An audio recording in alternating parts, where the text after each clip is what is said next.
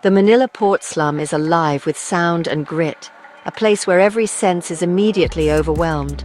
The first thing you notice is the sheer density of life, people weaving through narrow alleys, voices rising and falling in a constant, vibrant chorus. Salt, diesel and decay fill the air, clinging to your skin and clothes. The scent is sharp and unforgettable, a reminder of the port's proximity to both sea and industry. Children's laughter echoes through alleys of patched metal and tarpaulin, their games a defiant burst of joy amid the chaos. Their energy is infectious, cutting through the heaviness of the surroundings. Homes lean together, forming a maze beneath tangled black wires. Each shanty is a patchwork of salvaged materials, every corner telling a story of adaptation and survival. The ground is a patchwork of mud and litter, but life bursts through. Bougainvillea on a windowsill, laundry fluttering in the breeze. Even here, color and movement find a way to thrive. Giant cranes loom overhead, their shadows sweeping over the shanties. They are constant reminders of the world beyond, of goods moving in and out, and of the city's relentless pace. The port's rhythm is relentless, the tremor of trucks, the clang of metal, the hum of commerce. It's a symphony of industry that never truly quiets, day or night. Here, time is measured by tides and simmering rice, not by clocks. Meals are prepared outdoors, and the sea's ebb and flow set the pace of daily life. The sea's scent is tainted by oil and sewage, yet music and laughter persist. Even as pollution stains the water, the spirit of the community refuses to be drowned out. Men mend nets in the shade, their hands skilled and steady, while children chase a battered basketball, inventing games with whatever they can find. This place is harsh, but it pulses with stubborn energy. Every person moves with purpose, carving out a life in the margins. It's a world built in the margins, a testament to human ingenuity. Resourcefulness is everywhere, from the homes to the small businesses that line the alleys. Stark realities and hope coexist. This is home. In the Manila port slum, resilience is not just a word, but a way of life, woven into every moment and every face you meet. Before dawn breaks, women gather quietly at the communal tap, buckets in hand, their faces still touched by sleep. The line stretches down the alley, each woman waiting her turn, sharing whispered greetings in the cool morning air. Water is precious here. Every drop is carefully rationed for cooking, washing and bathing. The women fill their buckets knowing this water must last the day and carry the heavy load back through narrow, crowded lanes. Back home, a charcoal stove flickers to life as rice and dried fish sizzle in battered pans. The aroma drifts through the air, mingling with the sounds of the waking neighborhood. Each peso is stretched to its limit, every meal planned with care and creativity. Women count coins, making tough choices at the market, always thinking of their families first. Laundry is scrubbed by hand, knuckles raw from soap and water, then hung like bright flags between homes. The colors bring a bit of cheer to the grey surroundings. Children are readied for school if the family can afford uniforms and fees. Mothers smooth hair, adjust collars, and send their children out with hope for a better future. The home is swept, dust and pork grime always returning no matter how often it's cleaned. Still, women persist, determined to keep their space as tidy as possible. Some women sort recyclables for a few extra pesos, while others cook food to sell on the street, hustling to make ends meet and support their families. Their work is endless, managing money, caring for children, holding families together. They juggle chores, comfort little ones, and find ways to solve problems big and small. At dusk, the cycle repeats. Meals are shared, children are bathed, and the day's earnings are counted by candlelight. The routine is exhausting but necessary. These women are the community's backbone, managers, caregivers, quiet leaders who support each other and organize for change, even in the toughest times. Their hands are rough, marked by years of hard work, but their strength is woven into every moment of daily life, shaping the future for their children. Resilience is not a choice here. It's a necessity, a way of life that is passed from one generation to the next. In every act, big or small, these women keep hope alive, lighting the way for their families and their community one day at a time. Pollution is constant, soot from ships, black dust on every surface. Canals choke with plastic and waste, flooding homes during monsoon rains. Disease follows, rashes, coughs, stomach aches, dengue from mosquitoes. Clean water is scarce, clinics too far or costly. Women become nurses, using home remedies and vigilance. Fear is everywhere. Crime lurks in dark alleys, theft and fights erupt. Mothers teach children caution, always alert to danger. But the greatest fear is eviction. No one owns the land. At any moment, bulldozers could arrive. The threat of losing everything haunts every improvement, every plan. Anxiety is a daily companion, making the future uncertain. Yet families persist, adapting to each new challenge.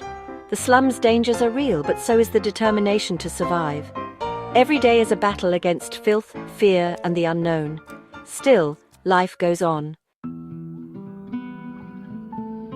Elena, a mother of 4, has lived here for 20 years, raising her children in the same narrow alleyways where she once played as a girl. The walls may be thin, but the memories are thick, layered with laughter, struggle, and hope. "Where would we go?" she asks, her voice steady but tired. Her husband finds work at the port, hauling sacks and crates for daily wages. Moving away would mean losing that fragile lifeline, the only steady income they know. Maria, who sells fried bananas on the corner, came from the province years ago, drawn by the promise of opportunity in the city. She left behind rice fields and familiar faces, hoping to build something new. "Here at least I can earn a little every day," she says, her hands stained with oil but her eyes bright with determination. Each coin she counts is a step toward her children's future. Lita, a grandmother, has seen fires sweep through these streets, floods rise and recede, and neighbors come and go. Through it all, she has stayed, watching generations grow up around her. "We are poor, but not alone. We help each other," she says, recalling nights when families shared what little food they had, and days spent rebuilding after disaster. Joy, a young mother, dreams of her son finishing school, imagining a life where he won't have to struggle as she does. She holds on to hope, even when the days are long and uncertain. "Leaving means starting from nothing. Here we have community," she explains. The bonds formed here are strong, woven through years of shared hardship and celebration. For all, the port slum is more than shelter. It's connection, survival, and hope. It's a place where every face is familiar and every struggle is shared. Work is close, family is near, and neighbors share what little they have. Meals are simple, but they are never eaten alone. The risk of leaving outweighs the hardship of staying. The unknown is daunting, but here at least they know how to get by. Here people know how to survive together. When disaster strikes, it's the community that rebuilds brick by brick, hand in hand. The slum is not just a place, it's a lifeline. It's where children play, where stories are told, and where hope is kept alive. Community ties are stronger than the pull of the unknown. Here people lean on each other, finding strength in unity. Dreams for a better future keep families rooted. Every small victory, a child's award, a new job, a repaired roof, fuels their determination to stay. The struggle is real, but so is the sense of belonging. Laughter echoes through the alleys even on the hardest days. To leave would mean losing more than a home. It would mean leaving behind friendships, memories, and the fragile safety net they've built. Here, survival is possible, together. This is why they stay. In the heart of hardship, they have found something worth holding on to, each other. Survival here is collective. No one makes it alone. Bayanihan, the Filipino spirit of communal unity, is lived daily. Extra food is shared, children are watched by neighbors, crises are met together. There's no formal system, just trust and shared hardship. Women are the social glue, keeping track of who needs help. Informal savings groups, paluagan, help families manage expenses. The community is an extended family, laughter and support filling the alleys. Children roam safely, watched by many eyes. This interdependence is a source of strength and comfort. People stay not just for shelter, but for the village they've built together. Hope survives in the slum, fueled by mothers' dreams for their children. Education is the path out. Every peso saved for school supplies, every uniform washed with care. Success for one child lifts the whole family. Women dream of homes that don't leak, safe electricity, a small business. These are dreams of stability, not riches. Hopes are fragile. Illness or job loss can shatter them, but they persist. Small victories are celebrated, a good grade, steady work, a healthy child. These moments prove a better future is possible. The women's tenacity keeps hope alive, even in hardship. Their dreams are whispered at night, but lived out every day. Progress is slow, but every step matters. The slum's dust cannot bury hope. Here, dreams are a form of resistance. For outsiders, the port slum is overwhelming, dense, chaotic, and intimate. You're a guest in a world where privacy is rare and every step is watched. Navigating the alleys means ducking wires, sidestepping puddles, and squeezing past neighbors. At first, you feel like an intruder, but soon you see the order in the chaos. Routines emerge, men off to work, children in uniforms, women at chores, faces become familiar, greetings warmer. The slum is not just poverty, it's a functioning society. Neighbors share burdens, children play under many watchful eyes. Resourcefulness is everywhere, from makeshift repairs to shared meals. The community adapts, survives, and even thrives in its own way. Witnessing this challenges your assumptions about poverty and happiness. The experience is humbling, revealing the humanity behind the hardship. Here, life is lived fully, despite the odds. To outsiders, staying in the slum seems irrational. But leaving means losing work, community, and the only home many have known. The port offers jobs, however unstable. Elsewhere, there's nothing. Rent-free living is essential. Every peso goes to food, school, medicine. Paying rent would mean going hungry. The slum's social network is a safety net no charity can match. Neighbors help in crisis, share resources, and provide belonging. Home is more than shelter. It's memory, meaning, and identity. To leave is to lose connection, to become anonymous.